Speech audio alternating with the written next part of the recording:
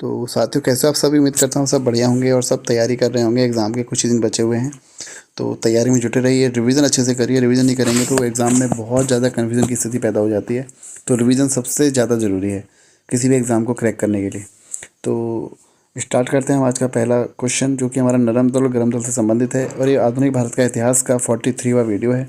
इससे पहले के वीडियो आप हिस्ट्री प्लेलिस्ट से जाके चेक कर सकते हैं, और हिंदी के भी वीडियो आपको मिलेंगे सारे के सारे, और साथ ही पॉलिटी और उत्तराखंड परीक्षा वाली भी आपको पूरी मिल जाएगी। तो स्टार्ट करते हैं आज का पहला क्वेश्चन। सबसे पहला क्वेश्चन तो एग्जाम में यही बनता है कि जो ये चलन था इसका टाइम पीरियड क्या था। तो 1885 से 1905। इसके बाद किसका चलन आएगा? तो आएगा गर्म दल का। ठीक है ना, तो याद रखना है 1885 से, यानी कि जब कांग्रेस की स्थापना हुई बम्बई में 18 सितंबर 1885 को, उसके बाद 1905 तक नरमपंथी और दालवादियों का ही चरण था। तो इसके बाद किसका चलन आएगा? गर्म दल वालों का, 1905 से 1905 के बाद वाला। तो स्टार्ट करते हैं पहला क्वेश्चन, और जो साथी नए जुड़े हैं चैनल को सब्सक्राइब कर दीजिए, वीडियो को लाइक कर दीजिए। पहला क्वेश्चन कहता है कि भारतीय राष्ट्रीय आंदोलन के 1885-1905 की अवधि को क्या कहा जाता है? उदारवादी चरण। अगला क्वेश्चन है, भारतीय इतिहास में वर्ष 1885 ईस्वी में प्रसिद्ध है भारतीय राष्ट्रीय कांग्रेस की स्थापना के कारण।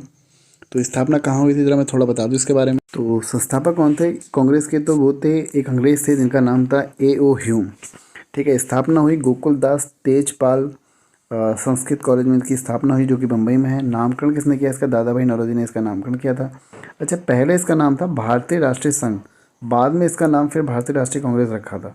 ठीक है, वायसराय कौन था जिस समय इसकी स्थापना हुई? तो वो था डफरिन। 1884 से 88 तक यही था डफरिन। डफरिन ने क्या कहा था इस संस्था के बारे में, यानी कि कांग्रेस के बारे में कहा था? सूक्ष्मदर्शी अल्पसंख्यकों की संस्था। क्या कहा था? सूक्ष्मदर्शी अल्पसंख्यकों की संस्था को। एक था कर्जन, जिसका स्टेटमेंट काफ़ी एग्जाम में पूछा जाता है। कर्जन ने कहा था, कांग्रेस अपनी मौत की घड़ियां गिन रही है। भारत में रहते हुए मेरी सबसे बड़ी इच्छा है कि मैं उसे शांतिपूर्वक मरने में मदद करूं। तो ये कहा था कर्जन ने। बाल गंगाधर तिलक ने क्या कहा था कांग्रेस के लिए? कहा था ये एक भीख मांगने वाली संस्था है। ठीक है, तो ये कुछ था। अब आगे बढ़ते हैं अगले क्वेश्चन की तरफ। आधुनिक भारतीय इतिहास में गोकुल दास तेजपुर संस्कृत महाविद्यालय क्यों प्रसिद्ध है? क्योंकि यहाँ पे क्या हुई थी? कांग्रेस की स्थापना हुई थी। डेट कब थी? 28 दिसंबर 1885। अगला क्वेश्चन है, 1885 से 1905 के काल में भारतीय राष्ट्रीय आंदोलन में उदारवादी नेताओं का प्रभुत्व था। उनके आंदोलन का मुख्य ढंग क्या था? तो संवैधानिक आंदोलन। अगला क्वेश्चन है, अच्छा 1885 से 1905 तक का तो इनका था, फिर 1906 से 1919 तक किसका था? वो था गर्म दल का। उसके बाद 1947 तक किसका था? तो वो था आपका गांधीवादी युग। अगला क्वेश्चन है हमारा, भारतीय राष्ट्रीय कांग्रेस की पहली बैठक कहाँ हुई? तो बम्बई में ही हुई थी। पहली बैठक के अध्यक्ष कौन थे? WC बनर्जी थे। ठीक है, कितने प्रतिनिधि भाग लिया था? 72। ये भी एग्जाम में क्वेश्चन बना है। अच्छा, एक क्वेश्चन और बना है, जब WC बनर्जी का नाम आया ही है, तो WC बनर्जी प्रथम के बाद कब बने अध्यक्ष? तो वो बने थे 1892 के अधिवेशन में। 1892 के अधिवेशन में वो फिर से अध्यक्ष बने। एक बार बने थे 1885 में, उसके 7 साल बाद कहाँ बन गए? 1892 में। ठीक है, और प्रथम महासचिव कौन थे? A.O. ह्यूम। ये अध्यक्ष नहीं रहे कभी, याद रखना। ये क्या थे? प्रथम महासचिव। स्थापना भले ही इन्होंने करी थी, लेकिन सचिव रहे ये महासचिव। फिर उसके 1 साल बाद अध्यक्ष कौन बने 86 में? तो वो थे दादा भाई नौरोजी। तो ये 3 बार रहे। 3 बार कब कब रहे? एक तो रहे 86 में, यानी कि पहली बार, फिर रहे 1893 में, फिर रहे 1906 में। तो 3 बार रहे दादा भाई नौरोजी, यानी कि कब बने थे? पहली बार कलकत्ता में।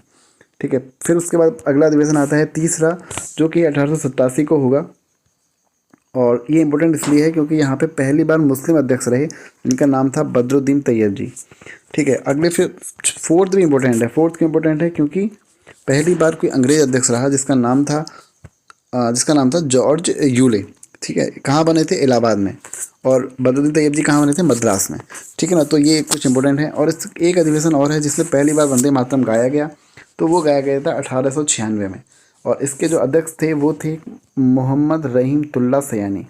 और कहाँ के अध्यक्ष थे? कौन सा, कहाँ पे अधिवेशन हुआ था? तो हुआ था कलकत्ता में, यानी कि कलकत्ता में पहली बार वंदे मातरम यानी कि गाया गया था। ठीक है, तो ये कुछ था। अच्छा, वंदे मातरम तो 1896 में गाया गया कलकत्ता में पहली बार, जिसके अध्यक्ष थे मोहम्मद रहीमतुल्ला सयानी। तो जनगण मन पहली बार कब गाया गया? तो ये गाया गया था 1911 में। ये अधिवेशन कहाँ हुआ था? ये अधिवेशन भी कलकत्ता में ही हुआ था। इसके अध्यक्ष कौन थे इस अधिवेशन के? तो बिशन नारायण धर। ठीक है, तो ये चीज़ याद रखना।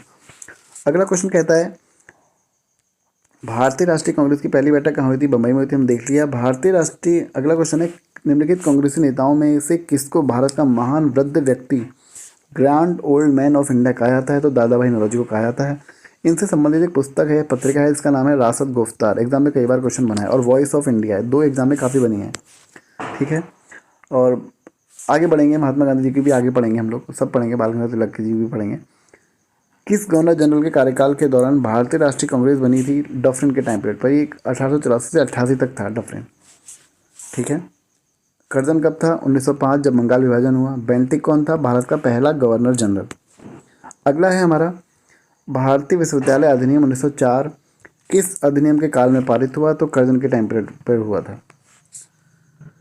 अगला है भारतीय सिविल सेवा में चुने गए पहले भारतीय का नाम क्या था? सत्येंद्रनाथ टैगोर। ये कब चुने गए थे? 1863 में।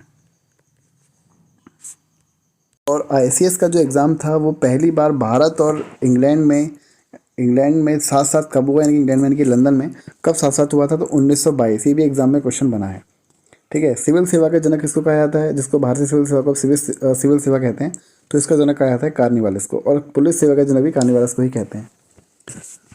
लाला लाजपत राय की मृत्यु कहाँ हुई थी? तो साइमन कमीशन जब भारत आया था 1928 में, तब इनके जो विरुद्ध वो कर रहे थे, क्या कर रहे थे? आंदोलन कर रहे थे, तो या उसका अपोज कर रहे थे, कह सकते हैं, साइमन कमीशन का। तो फिर इनकी लाहौर में इनकी लाठी लगने से, लाठी चार्ज में इनकी डेथ हो जाती है, ठीक है। तो इसलिए इनकी क्या हो जाती है? मृत्यु हो जाती है। अगला क्वेश्चन है, इंडियन नेशनल कांग्रेस के संस्थापक एलन ऑक्टोवियन ह्यूम, जिसको हम शॉर्ट में A.O. ह्यूम के नाम से जानते हैं, इन्होंने ही करी थी। और इस कांग्रेस के संस्थापक थे, लेकिन ये कभी अध्यक्ष नहीं रहे, महासचिव थे पहली बार कांग्रेस के। तो W.C. बनर्जी पहले अध्यक्ष थे, है ना, जो बम्बई में अधिवेशन हुआ था। महात्मा गांधी एकमात्र अधिवेशन में अध्यक्ष रहे, जो कि हुआ था 1924 में बेलगांव, कर्नाटक में। अगला क्वेश्चन है हमारा, हर्मिट ऑफ शिमला किसे कहा जाता है? तो A.O. ह्यूम को कहा जाता है। वह कौन सा प्रथम भारतीय था जो ब्रिटिश संसद के लिए निर्वाचित हुआ? तो याद रखना, दादा भाई नौरोजी, कई बार एग्जाम में क्वेश्चन बना है। गोपाल कृष्ण गोखले कौन थे? गांधी जी के राजनीतिक गुरु थे। फिरोज शाह मेहता कौन थे? बॉम्बे प्रेसिडेंसी एसोसिएशन की स्थापना करी थी इन्होंने, कब करी थी? 1885 में। मेहता के साथ और कौन था? एक तो बदरुद्दीन तैयब जी थे और दूसरा केटी तेलंग था। कहाँ स्थापना करी थी? मुंबई में। एग्जाम में कई बार बनाई, इसलिए बार बार रिपीट करता हूँ कुछ चीज़ें। अगला क्वेश्चन है, निम्नलिखित कथनों पर विचार करो। 3 बार राष्ट्रीय कांग्रेस के अध्यक्ष रहे, बिल्कुल रहे। 86 में रहे, 93 में रहे और 1905 में रहे। तो 3 बार रहे थे, 5 नहीं, 1906 में। अगला क्वेश्चन है, poverty and un-British rule in India पुस्तक इन्हीं की थी, बिल्कुल सही है। नेशनल सोशल कॉन्फ्रेंस की स्थापना इन्होंने करी थी? नहीं, इन्होंने नहीं करी थी। 1 और 2 सही है। अगला क्वेश्चन है, भारतीय राष्ट्रीय कांग्रेस का प्रथम अधिवेशन जो कि आपका बम्बई में हुआ था, पहले पूना में होने वाला था, फिर वहाँ पे क्या हुआ था? पूना में ना हैजा फैल गया था, इसलिए क्या हुआ? ये अधिवेशन बम्बई में हुआ। तो स्टेटमेंट क्या है, क्यों स्थानांतरित किया गया था? क्योंकि पूना में हैजा फैलने के कारण संयोजक कांग्रेस के प्रथम अधिवेशन का स्थान पूना से बदलकर बम्बई करने पर क्या हो गए थे? विवश हो गए थे। Option D. तो अगला क्वेश्चन है, a nation in the making नामक पुस्तक किसने लिखी है? सुरेंद्रनाथ बनर्जी। सुरेंद्रनाथ बनर्जी नरम दल से संबंधित है, ये भी एग्जाम में क्वेश्चन बना है, ठीक है। और अगला क्वेश्चन हमारा, 19वीं सदी के अंतिम चतुर्थांश में वह कौन सा तत्व था जिसने भारत में एक समान राष्ट्रीय दृष्टिकोण के उत्थान में एक महत्वपूर्ण भूमिका निभाई? तो देश का प्रशासनिक एवं आर्थिक एकीकरण, पाश्चात्य विचार एवं शिक्षा, प्रेस एवं साहित्य की भूमिका एवं भारतीय अतीत का पुनर्अन्वेषण। तो उपयुक्त सभी। अगला क्वेश्चन कहता है, 1885 ईस्वी में भारतीय राष्ट्रीय कांग्रेस की स्थापना के पीछे कुछ तात्कालिक कारण थे, निम्नलिखित में से कौन सा कारण उनमें शामिल नहीं था, पूछा गया है।